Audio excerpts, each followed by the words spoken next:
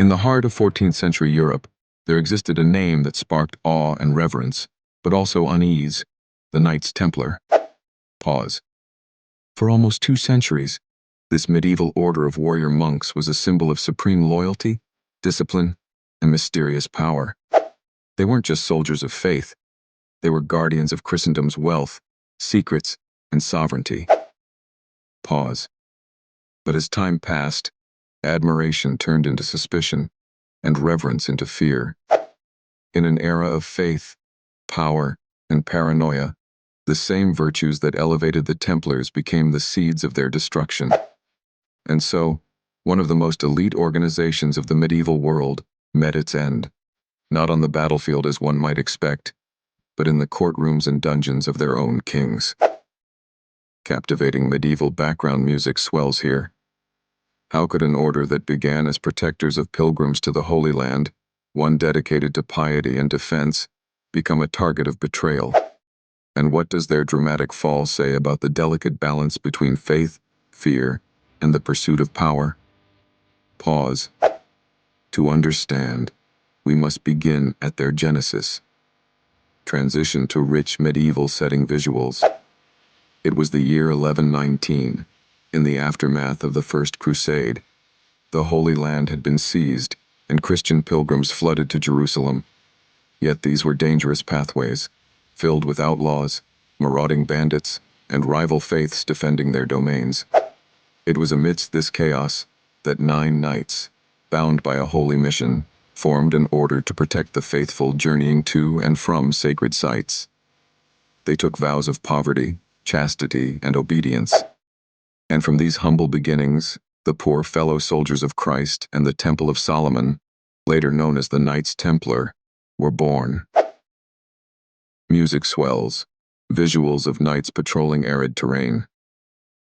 In 2 short decades, they grew from a handful of monks living austerely in Jerusalem to one of medieval Europe's most powerful organizations.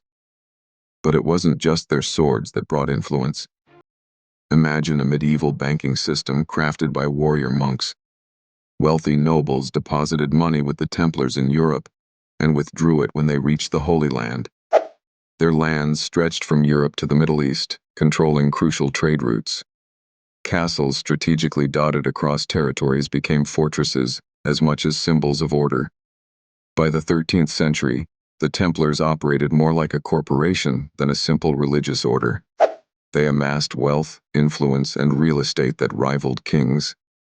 Visual cues of castles, coins, and trade caravans nearby.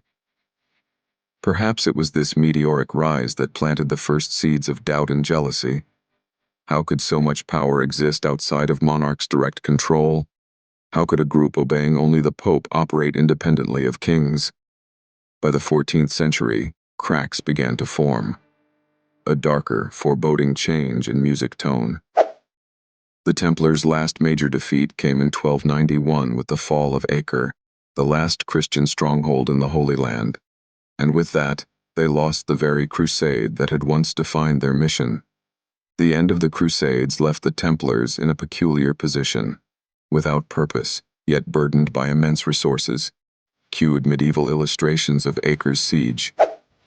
In France, one man now set his sights on this vulnerable organization, a king desperate to prove his own absolute power.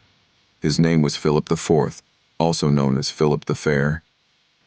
Philip's government was riddled with debt, much of it owed to the Templars.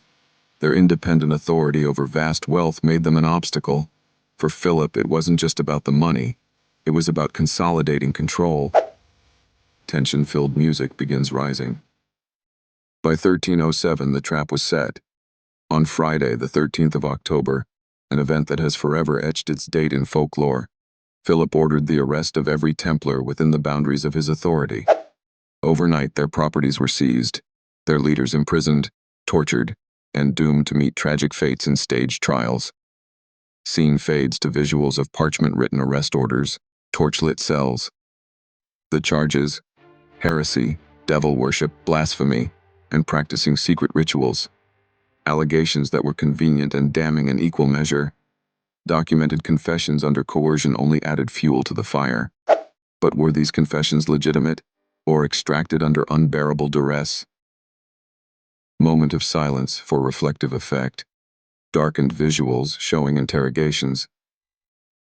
The once mighty leader of the Templars, Grand Master Jacques de Molay, stood against the full force of this agenda.